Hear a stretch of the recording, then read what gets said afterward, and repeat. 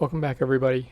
Today, instead of looking at solar equipment on the outside, we're going to dive into the numbers and really analyze the solar gain and consumption from the past year. We're going to be looking at 3 different units, and we're going to be looking at them via Solar Assistant and just number crunch. All right, so if you've never seen Solar Assistant, what it is it's a third-party software that runs off of Raspberry Pi that you tie into an inverter.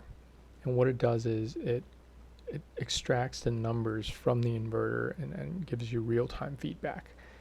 And there are 5 tabs, but the last 2 tabs are no good, so I'm going to break this video into 3 different sessions and to go over 3 different sets of machines. Alright, on the main user interface, when you log in this Solar Assistant, what you'll see is pretty much what I focus on are these 4 pie charts right here, or half a pie chart. And what they entail is, on the upper left hand corner, this load is the amount of electricity you're currently using. Alright, it's the blue line. And the yellow is the amount of solar that's currently coming in. The lower left hand corner is assuming if the solar is insufficient or the batteries are completely drained, it'll kick over to grid. So I'm using my solar system as sort of like a uninterruptible power supply, UPS. You know, like back in the day when we had desktops, in order to save the files, you would have these UPS systems.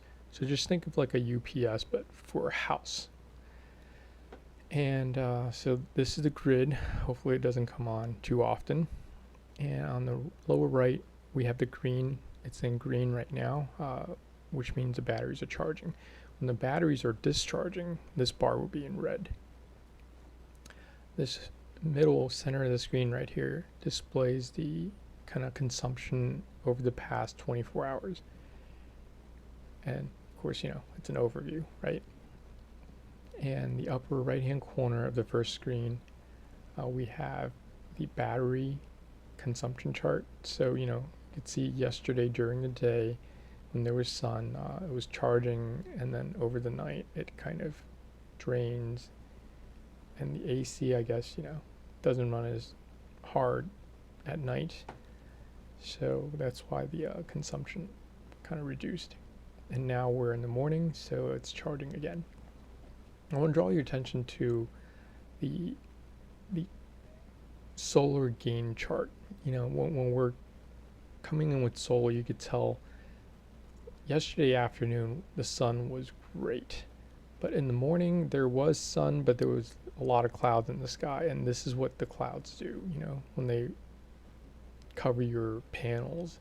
You get these jagged patterns, and you lose a lot of potential solar power in this instance. So this is what you'll see. And also one more thing of note, on the upper right hand icon of this top left corner, you'll see a daily solar gain, how much you've collected so far today, and also a weekly gain. And this lower right shows you the status of your battery. All right, with that said, let's go to the second chart. All right, second tab. So what the second tab shows is a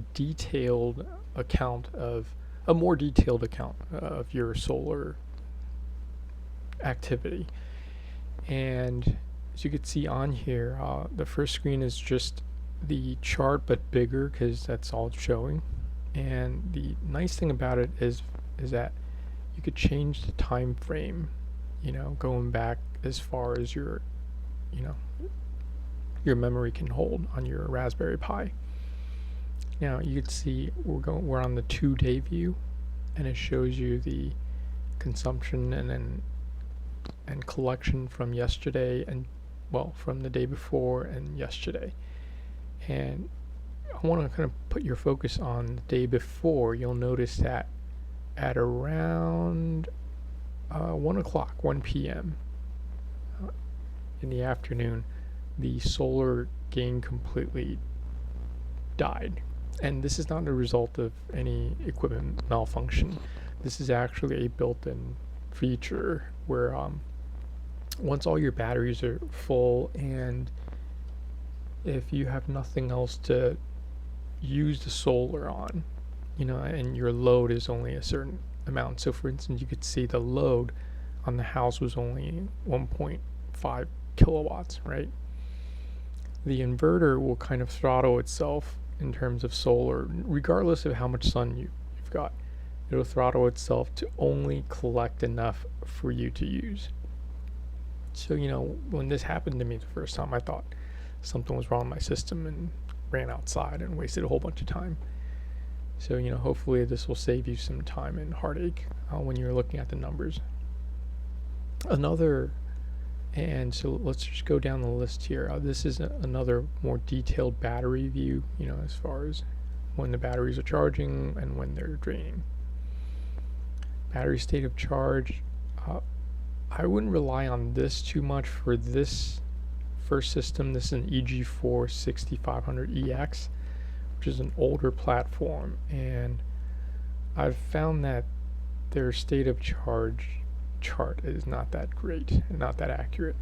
I have a Coulomb shunt Coulomb reader, or a kind of hardwired charge counter. So that's actually what I base my most of my state of charge on. Now on the bottom here, I really like this aspect of the solar assistant. So it shows you I have two strings connected to this inverter, MPPT1 and MPPT2. You could tell like this one clocks in at around 150 volts, and the amperage will go up and down depending on the MPPT settings. The second string operates near the 350 volt range. So they're independent from one another, and they come together to kind of provide the full charge capacity.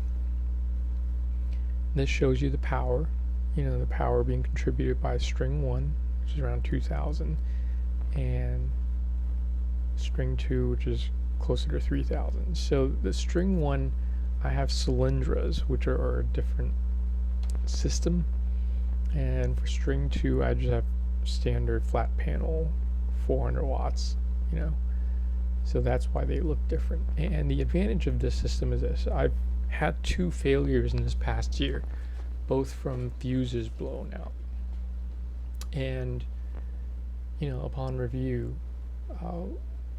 instead of going up on the roof and then having to use a multimeter to check everything, I was able to diagnose it from this interface, and how I noticed something was wrong was my power was only halved. And when I looked at it, I saw that one of my strings was kind of pulling its weight, the other one was completely idle. And then I look at the log and realize that at a certain point in time, the voltage and current just completely was non-existent. So what that pointed me to was the fuses on the string. So I went upstairs and I looked at the trouble fuse, put a continuity test on the fuse, and that's how I fixed that issue. So if you ever have issues like this, I hope this information kind of helps you. Now, the bottom of this chart is just ancillary information that I don't find very useful. It tells you what your bus voltage is in your inverter and the grid frequency. We have pretty reliable energy delivery down here, so I don't really pay attention to these things too much. So with that said, let's go to slide number 3. Alright, slide number 3. This is the bread and butter of number crunching. So here we have a year's worth of record, and the first half of slide number 3 shows you your consumption for the past 30 days and your collection. And to read this, it's pretty intuitive. I mean, the first one is your load, is how much you're using. Second is how much you've taken in from the sun. The third is how much your battery's been charged, and fourth, how much it's been discharged. And fifth is how much grid you've used, with your system. Remember, we set our system up to solar, battery, and then utility. And so it'll fall back on utility when all things are drained. There's no sun and the batteries are drained. So here's a 30-day view, and then right below that is a 12 months view, 52-week view.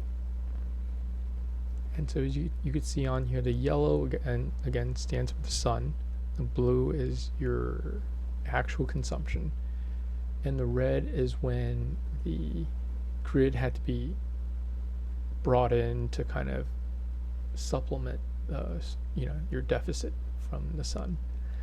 So you could see this system has worked out quite well for us, even though I'm surprised in the fall, or in the summer months, we had to default back to the grid for quite a few times. And what that tells us is, this information is super, super helpful in terms of gauging the size of your system. If you're getting into solar, I know it's fun to compute the theoretical max of everything, but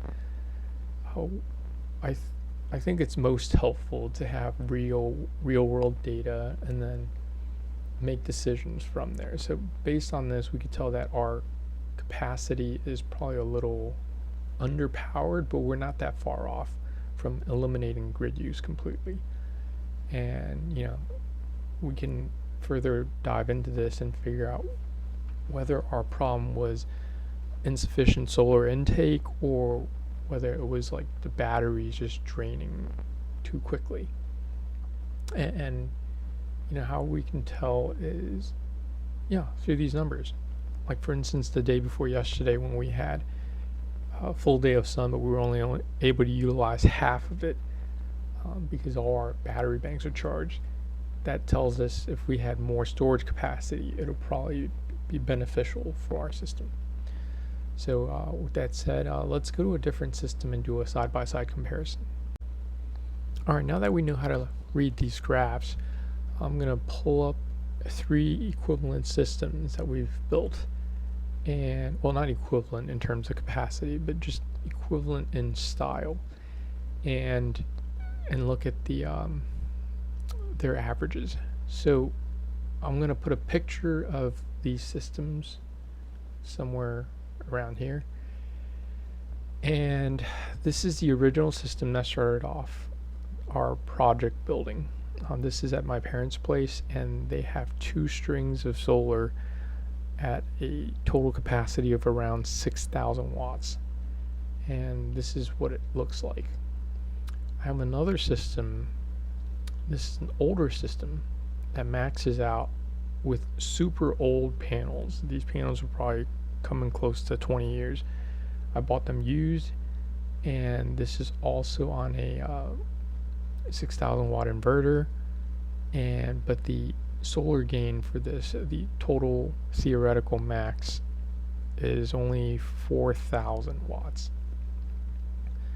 So based on the placement and also the quality of the panels, you could tell that this thing is not nearly as efficient.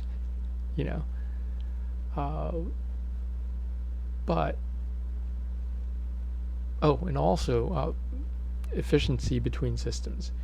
So when we look in the history, alright, this is the history of the second set. You'll notice that there's a lot of red in the historic information, which kind of implies that we're just relying on grid power. We're not really. I mean, the solar is kind of just is not really significant, in terms of savings. So this second set needs a lot of work, but we did learn a lot of valuable lessons from operating this very inefficient set. of a solar system. Now our third system, this is our latest and greatest, and I will show pictures again on here concurrently so we can kind of visualize what the setup looks like. So this system only has 1 out of the 2 strings running at this time, and eventually when the second string is commissioned or engaged, we should have 10,000 watts of potential solar input. And this is a 12,000 watt inverter, 12 kilowatt inverter.